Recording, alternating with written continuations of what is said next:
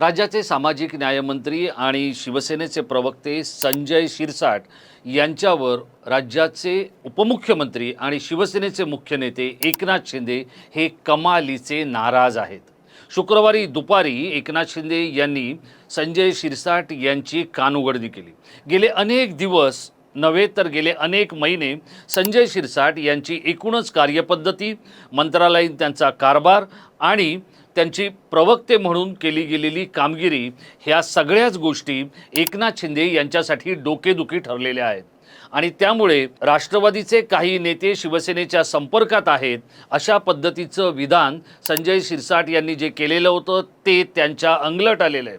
महायुतीतल्या कोणत्याही नेत्यांबद्दल आणि महायुतीतल्या पक्षांबद्दल महायुतीच्या दुधात खडा पडेल अशा पद्धतीचं वक्तव्य करू नये अशा पद्धतीची समज एकनाथ शिंदे यांनी संजय शिरसाट यांना दिलेली आहे। शिरसाट हे सातत्यानं प्रसारमाध्यमांच्या पडद्यावर राहण्यासाठी आक्षेपार्ह गोष्टी बोलत असतात, आक्षेपार्ह गोष्टींच्या बाबी उघड करत असतात। इतकंच नव्हे तर पक्षामधला सुद्धा त्यांचा एकूणच जो काही कामकाजाचा भाग आहे हा सुद्धा पक्ष नेतृत्वासाठी एक डोकेदुखी ठरलेली आहे आणि त्यामुळे लवकरच संजय शिरसाट यांच्या राजकीय घरघरीला सुरुवात होणार आहे याचे संकेत शुक्रवारी दुपारी शिंदेंच्या जमदग्नी अवतारामुळे मिळू शकलेले आहेत।